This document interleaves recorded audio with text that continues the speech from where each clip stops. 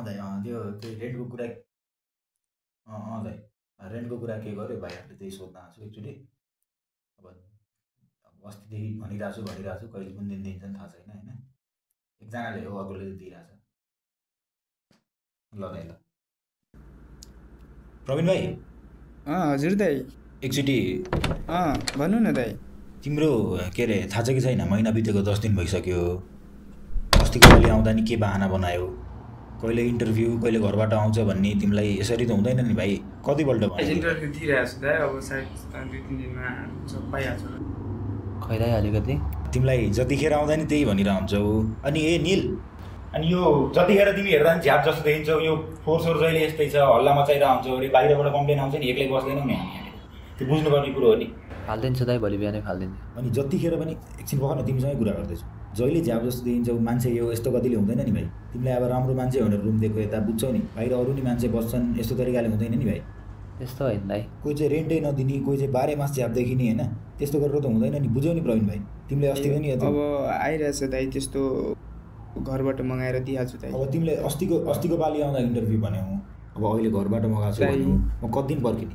म कति दिन हामीलाई अप्ठ्यारो हुँदैन इन्टरभ्यू दिइरहेको छु के अनि अब 2-4 दिनमा जब पाएपछि एकछिन भाइ मैले बोल्न दिइनँ ल तिमीलाई यहाँ निल भाइले हेर पैसा दिइरहेछ नि टाइममा अब तिमीहरू दुईजना अलग अलग बसिरहेछ उसले आफ्नो दिन्छ तिमीले आफ्नो दिन्छ होइन अब उसले दिइरहेछ जतिखेर तिमीले आएर घोषको जानु ठिक हो कि होइन तिमी आफै भन ल तिमी आफै हेर उसँग त मेरो सरकार नै भएन नि दाइ मेरो त घरबाट आउँछ नि अनि हेर अब दिइहाल्छु दाइ म पैसा दिइहाल्छु भनेर हुँदैन भाइ 2-4 दिनभन्दा बढी म रोक्न सक्दिनँ आज 10 गते भइसक्यो होइन अब मेरा बच्चाले नि खाना पर्छन् मेरा पनि छन् अब बुझ्छौ नि होइन अब काठमाडौँको ठाउँ हो फेरि होइन 2-4 दिनभन्दा बढी टाइम भएन भने अब मेरो सामान होइन प्याक गरेर राखेँ बुझ्यौ नि निल भाइ तिमीलाई फेरि यो सम्झाउनु नपरोस् ल मिलाएर गरिदिन्छु दाइ अब 2-4 दिनमा रुम सार्नु पऱ्यो भने रुमै पाउँदैन यहाँ स्टुडेन्ट मान्छे दाइ फेरि कलेजै छोड्नुपर्छ दाइ अब त्यो मेरो सरकारको विषय भएन अब तिमीले भएन भने मेरो पनि सरकारको विषय भएन अब 2-4 दिनभन्दा बढी म पर्खिन्न ल तिमी पनि यही छौ म पनि यही छु है भन्न आउनु नपरोस् ल दाइ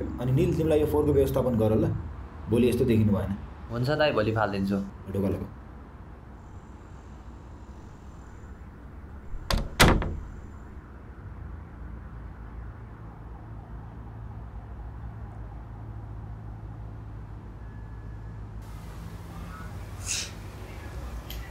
काठमाडौँमा पढ्न आइन्छ त्यसले बुझ्दैन कि स्टुडेन्टको कुरा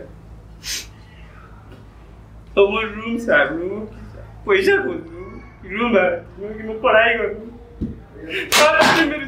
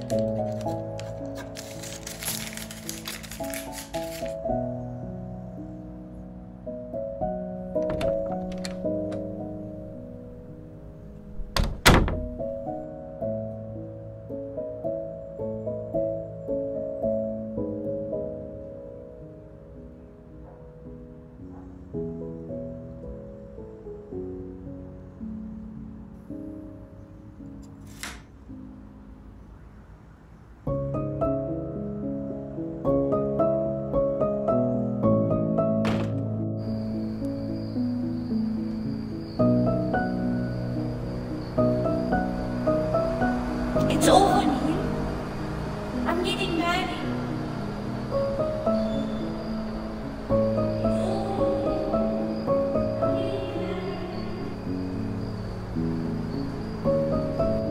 जे हुनु भइहाल्यो अब केही गरी इन्टरफेयर गर्ने कोसिस नगर्नु मेरो लाइफमा or else you'll have to face consequences.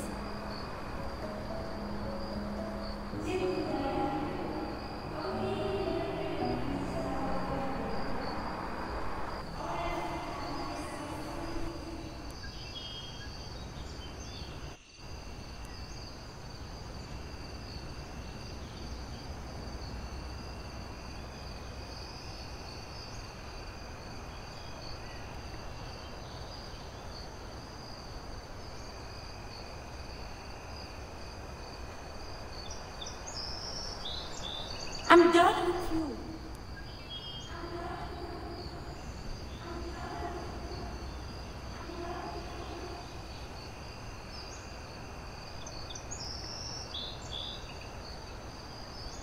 Goodbye, Neil. Goodbye.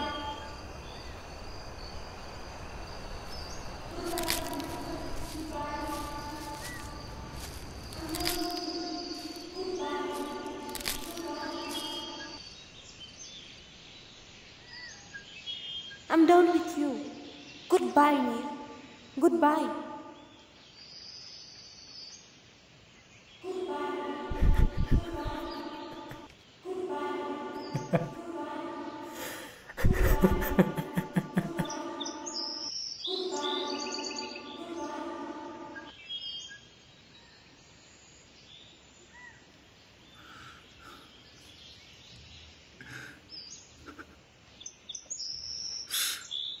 यहाँ तपाईँ त्यही गर्न आउनुभएको होइन?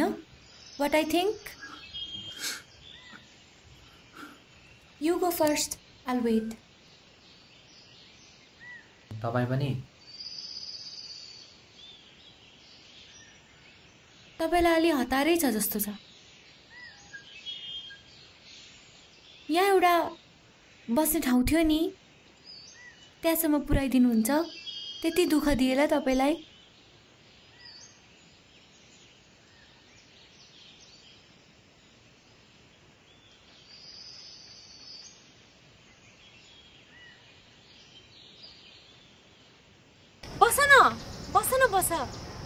बस न, डराउनु पर्दैन।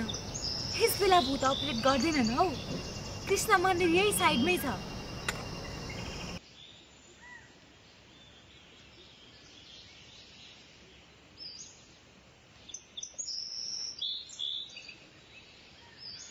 आँखा पनि देख्नुहुन्न जस्तो लाग्यो। यति राति किन आउनुभएको यहाँ? डर लाग्दैन तपाईँलाई? आँखा पो देख्दिनँ त, हिँड्न त सक्छु नि। नाइ मैले त्यसरी भन्न खोजेको होइन। म पनि जिस्केको तिमीसँग। अघि तपाईँ अहिले तिमी कसरी थाहा पाउनुभयो मेरो उमेर? I can listen unfortunately. अनि तिमीले मेरो एन्सर दिएनौ नि। क्वेसन के थियो तपाईँको? ए, हुन त अब त्यति जिग्री पनि भइसकेको छैन होला। होइन, म यहाँ सुसाइड गर्न नै आएको हो। म नि यहाँ आइरहने मान्छे हो। को लागि आउँछ भनेर बुझ्न सक्छु। झन् कोही यसरी भक्कानिँदै रुइरहेको छ भने त पक्कै पनि सुसाइड गर्ने आएको। प्रकृतिलाई हेरेर रोको त होइन होला। अनि तिमी पनि? अघि तपाईँ, अहिले तिमी। I am 33। अब के त्यही typical suicide is not an अप्सनबाट सुरु गरौँ?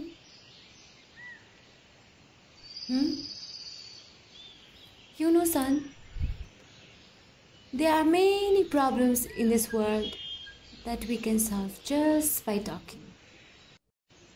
वायात, सबैको कुरो बोलेर सल्भ हुन्न म्याडम, बुझ्नुभयो? सबै बोलेर सल्भ हुनेमा कोही पनि मर्न आउँथेन होला यहाँ। मेरो चाहिँ हुन्न, छाडिदिनुहोस्। हाँस उठेन तपाईँको जोगले मलाई।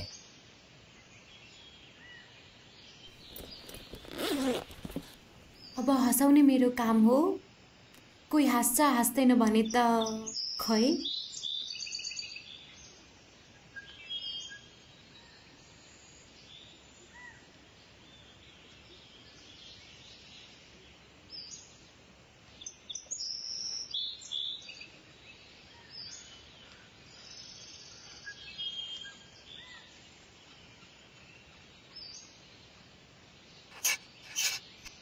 दुईटा ल्याउनु भएको छ त, एउटा कसलाई?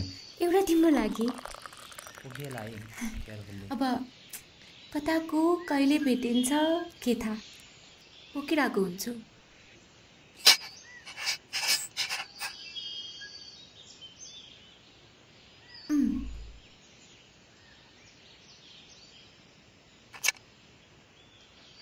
अनि यता आइरहेको हुन्छौ? नै छैन, तर मान्छेहरू आफ्नो लाइफ एन्ड गर्न यहाँ आउँछन् भन्ने चाहिँ थाहा छ।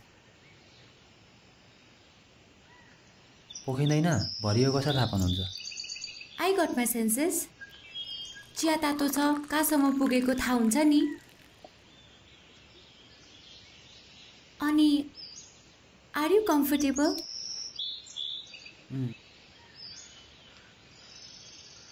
कस्तो लाग्यो चिया? ठिक छ। मैले बनाएको। अब आँखा नदेख्ने मान्छेले कसरी चिया बनायो भनेर सोध्दैनौ? तपाईसँग हर क्वेसनको एन्सर हुन्छ, के सोध्नु? By the way, I'm Rekha. Neel. Nice to meet you. तिमीले अघि यहाँ मर्न आएको भन्यौ। हुन त मान्छेहरू यहाँ रिल्याक्स गर्न आउने हो, तिम्रो म जस्तै यसरी बसेर गफ गर्नको लागि। तर यो ठाउँलाई मान्छेहरूले चिहान बनाइदिइसक्यो। उज्यालोमा त कति सुन्दर देख्छ होला यो ठाउँ। दुःख खपेर बाँचे जस्तो गर्नुभन्दा त मरेकै बेस होइन र? सफरिङको एन्ड काहीँ छ? किन हाँसेको? No no no, I didn't mean to. त्यसो भए के त?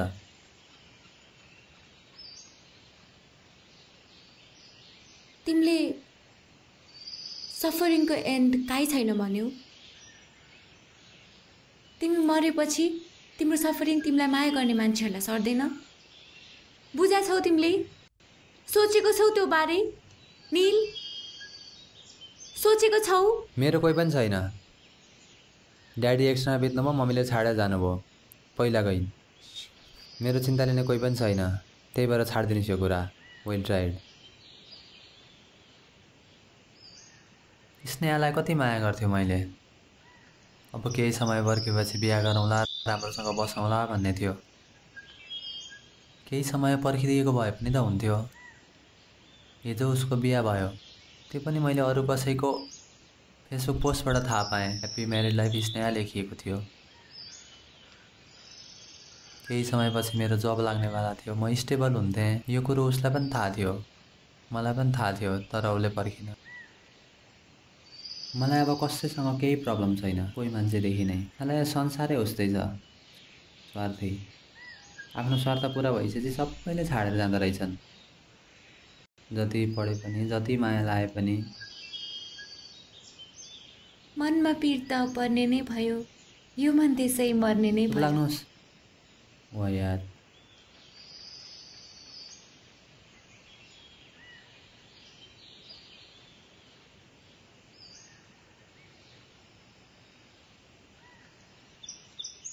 म पुरै फ्रस्ट्रेटेड भइसकेँ। I am done with myself. मलाई अब बाँच्नु नै छैन, बाँच्ने रहरै छैन अब मलाई। उसलाई मैले भनेको थिएँ कि केही समय पर्खी एकचोटि बसौँ, कुरा गरौँ। आज मेरो बर्थडे हो, आज भेटेर सबै कुरो मिलाउँला भन्ने थियो।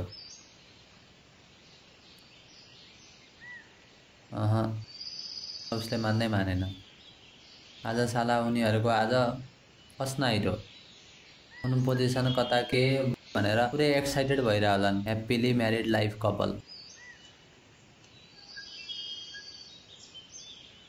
नील, I think you need it. यो पोइन्टलेस लाइफमा मलाई बाँच्नु नै छैन। एकचोटि सोचेँ सक्सेसफुल भएर देखाइदिन्छु त्यसलाई, तर कसका लागि बाँच्नु अब म? मेरो कोही पनि छैन। त्यसलाई म सधैँ भन्थेँ, मलाई छाडेर नजाए, मेरो तँ बाहेक कोही पनि छैन। जे होस् तै होस्, केही पर्यो भने भन है, सुख दुःख सबै कुरो भन मलाई। साथ दिएकै पनि त थिएँ, तर उसले। अब मेरो यो लाइफै पोइन्टलेस छ। एकचोटि मेरो खुट्टामा उभिएर त हेर्नुहोस्, सायद तपाईँ पनि आत्महत्या गर्न आउनुहुन्छ होला।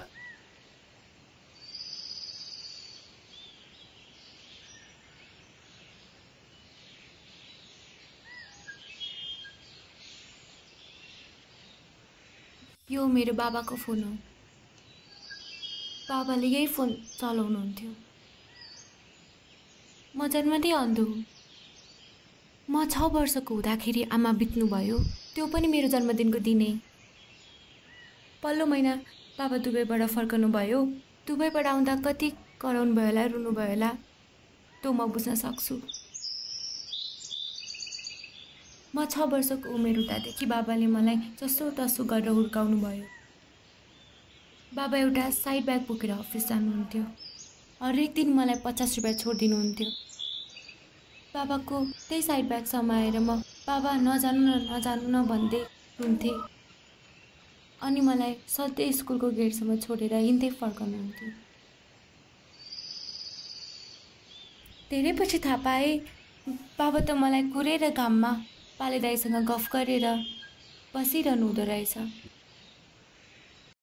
बेलुका घर गएर टम एन्ड जेरी देखाउनुहुन्थ्यो। टमले के गर्यो, जेरीले के गर्यो सबै भन्नुहुन्थ्यो।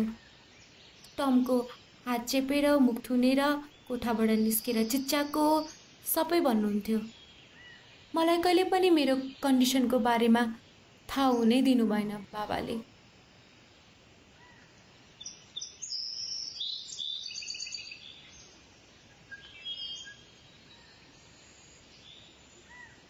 त्यसो भए life is sorted. Kind of. तर एउटा कुरा आइलाग्यो। अब ठुलो हुँदै गएको छोरी कहिले बिहा बन्यो, कहिले काम भन्यो, जहिले पनि केही न केही आइरहन्थ्यो। बाबालाई पनि धेरै जिम्मेवारी थियो मैले गर्दा। You are not married. तपाईँको ड्याडी त लकी हुनुहुन्छ। I wish I could. मेरो लागि त बाबा हुनुहुन्थ्यो, बाबाको लागि को छ? मलाई बेङ्गलोरमा आइआइटी पढ्न मन थियो, तर मेरो कन्डिसनले गर्दाखेरि मैले पढ्न पाएँ। मेरो बोयफ्रेन्ड जोसँग म इन्भल्भ थिएँ ऊ त गयो बेङ्गलोर।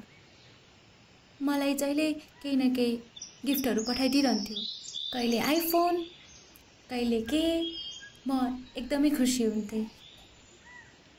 बाबाले शङ्का पनि गर्नुहुन्थ्यो, तर नथा पाए जस्तो गरेर म बसिरहन्थेँ। मेरो बोयफ्रेन्ड जोसँग म इन्भल्भ थिएँ ऊ बेङ्गलोर गएको केही समयपछि हाम्रो झगडा भयो। हुन पनि अब लङ डिस्टेन्सको रिलेसनसिप, त्यो पनि त्यस्तो बेङ्गलोर जस्तो ठाउँमा, चहल पहल ठाउँमा। ऊ पनि उमेर भएको ठिट्टो केटा। झगडा परेको न्युमा सायद उसले अर्कै केटीलाई हेर्न थाल्यो। मैले त्यो कुरा थाहा पाएँ। मेरो हरेक बर्थडेमा उसले विश गर्थ्यो मलाई। मेरो 22nd बर्थडेमा पनि उसले मलाई विश गर्छ कि भनेर कुरेर बसेँ। त्यही दिन थाहा पाएँ कि ऊ साँच्चीकै अर्कै केटीसँग रिलेसनसिपमा बसिरहेको रहेछ। सबै कुरा बाबालाई भन्ने पनि कुरा आउँदैन। बाबा हो जे भए पनि। उसले 22nd बर्थडेमा विश नगर्दा म कति रोए कराएँ। बाबाले जहिले आएर सोध्नुहुन्थ्यो के भयो छोरी, किन नसुतेको, के भयो भनेर। म जहिले पनि केही न केही बहाना, निदै लागेको छैन बाबा कहिले के भनेर बसिदिन्थेँ। बाबाले यसरी गुम्सेर नबस छोरी, के भयो तँलाई भनै भनेर भन्नुहुन्थ्यो। बाबाले कुराहरू बुझ्नु पनि भएको थियो, तर मेरो मन दुख्छ भनेर कहिले पनि मलाई भन्नु भएन। यसरी नबस गुम्सेर, म छु नि तेरो लागि भन्नुहुन्थ्यो। सधैँ म हाँसेरै उडाइदिन्थेँ। कति भयो यो सब भएको? 10 वर्ष भयो। बाबाको मनमा के परेको थियो मैले बुझ्नै सकिनँ। सायद आफूलाई इन्केपेबल सोच्नुभयो कि लाइफमा केही गर्न सक्दिनँ भनेर सोच्नुभयो कि बाबा कोहीसँग बोल्न पनि हुन्न थियो। मसँग फ्याटोफुट्टो झगडा पनि परेको थियो। सायद त्यही कारणले मसँग नबोल्नु भएको जस्तो लाग्थ्यो मलाई। बाबालाई मैले हर्ट गरेको जस्तो लागेर मैले ह्याप्पी बर्थडे नोट फोनमा रेकर्ड गरेँ। हुन पनि बाबालाई साह्रै जिम्मेवारी थियो। मेरो कारणले धेरै दुःख थियो। मेरो काँधमा जिम्मेवारी भिराएको जस्तो लागेछ मेरो बुवालाई। मसँग कहिले भन्न सक्नु भएन। हरेक कुरा आफै भित्र राख्नुभयो। He had cancer, throat cancer, त्यो पनि 3rd स्टेज। मलाई भन्नुभन्दा राम्रो he thought of killing himself. मलाई भनेर ट्रिटमेन्ट गराउन साटो सुटुक्कै कतै गएर आत्महत्या गरिदिनु भयो। उनको डक्टरको कल आएपछि थाहा पाएँ अर्को दिन। He was dying anyways. जान त जानु नै थियो एक दिन। एकपल्ट बाई छोरी नभनी जानुभयो। लाखौँ कुरा भन्न मन थियो बाबालाई। अर्को बिहान उता बाबा हुनुहुन्न थियो। मेरो रेकर्डिङ सुनाउन मन थियो। म डिरेक्टली भन्न लजाउँदै त्यसैले रेकर्ड गरेर अन छोडेर रुमबाट बाहिर गएर सरप्राइज दिन्छु सोचिरहेको थिएँ। केही गर्नुभन्दा अगाडि त्यो साइडमा राखेको रेकर्डर खोलेर सुनेको भए हिम्मत आउँथ्यो होला। एउटा गलत डिसिजनले गर्दा हि फेसलाई बिहान उठेर बाबा भनेर कराए, चिच्चाए, तर बाबा आउनु नै भएन। मैले सोचेँ बाबा सुतिरहनु भएको छ भनेर डिस्टर्ब पनि गरिनँ। बाबा यही ठाउँमा आएर हाम फाल्नु भएको। बाबाको 2 दिनपछि डेड बडी भेटियो। बाबा जानुभन्दा अगाडि मलाई यो फोटो फ्रेम छोडेर जानुभएको थियो मेरो साइडमा। तिम्रो बुवा? त्यस दिनदेखि यो फोटो फ्रेम जहिले म आफूसँग लिएर हुन्छु।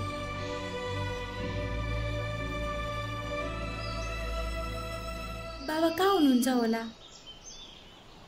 टु बी अनेस्ट म आफूलाई ब्लेम पनि गर्दिनँ। बाबा हुनुभएको भए मलाई ब्लेम पनि गर्नुहुन्न थियो।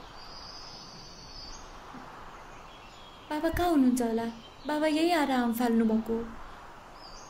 त्यस दिनदेखि म जहिले पनि हाम फाल्छु मर्छु भनेर आउँथेँ, तर कहिले पनि हिम्मत आएन। मेरो हरेक बर्थडेमा म यही आउँछु। के कुराले भर्कायो तिमीलाई?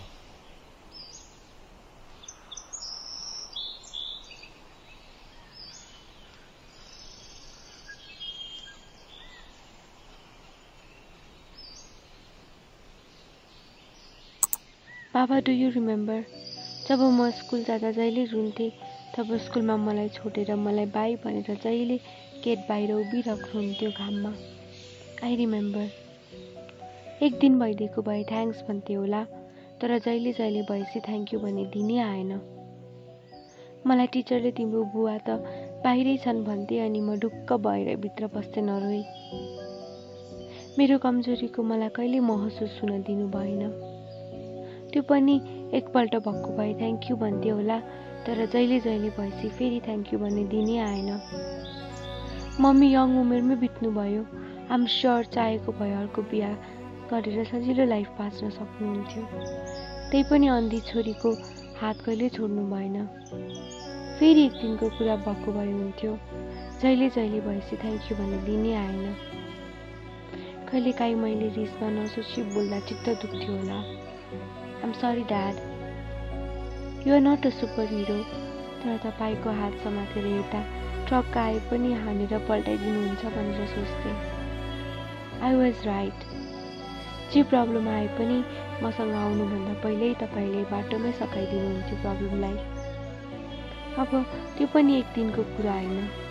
जहिले जहिले भएपछि थ्याङ्क यू भन्ने दिनै आएन। म थ्याङ्क यू भन्ने खाले मान्छे नै होइन। आँखा नदेखे पनि आँखा जुदाउन सक्दिनँ। आज आँखा चिम्लेर भोइस रेकर्ड गर्दैछु। थ्याङ्क यू बाबा। Thanks a lot. You are a superhero बाबा। You are my inspiration. You are my hope. Happy birthday. कति बज्यो? घडी छैन मसँग। 7:30 भयो। 7:30? मलाई ढिलो भइसक्यो, म निस्किन्छु अब।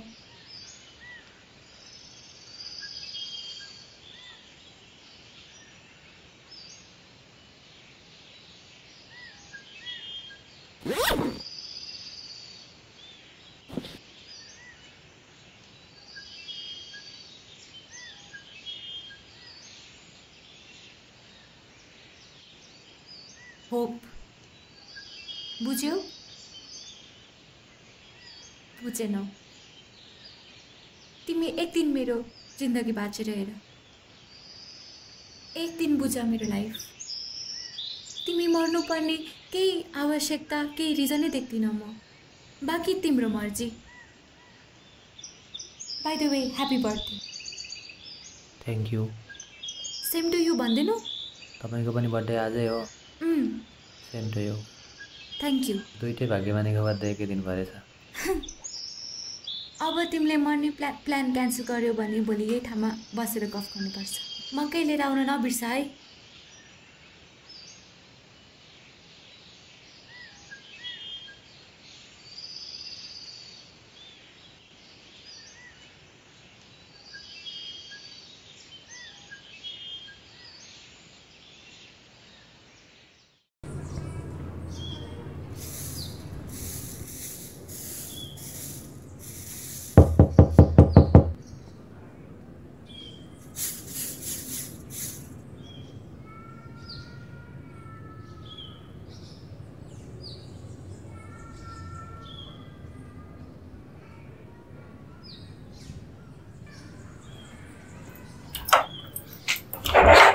प्रवीण भाइ, के छ खबर? सुन्नुहोस् दाइ, अनि सुन्नु न, मेरो स्यालेरी आएपछि पैसा रिटर्न गरिदिन्छु।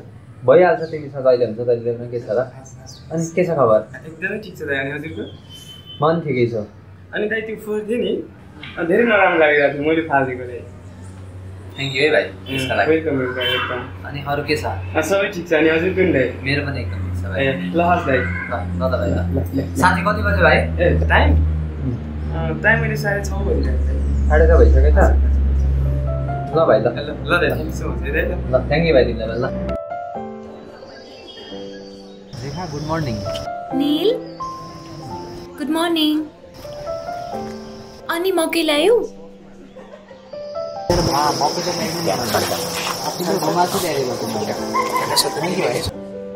तिम्रो लागि एउटा गुड न्युज छ। मैले तिम्रो आँखाको सर्जरी गराउँ भनेर सोचिरहेको छु। कति दिनको मलाई आँखा मैले दिन्छु नि, मेरो आँखा राम्रो र हिजोसम्म तिमी हामफल लागेको आज मलाई आँखा दिन्छु। हिजो एउटा भगवतीले थाल्न त रेडी थिएँ, मैले दुईटा भएको आँखाबाट लिएर एउटा मैले हेर्छु। भनेपछि सुसाइड प्लान होइन, पोस्टपोन भन्नु।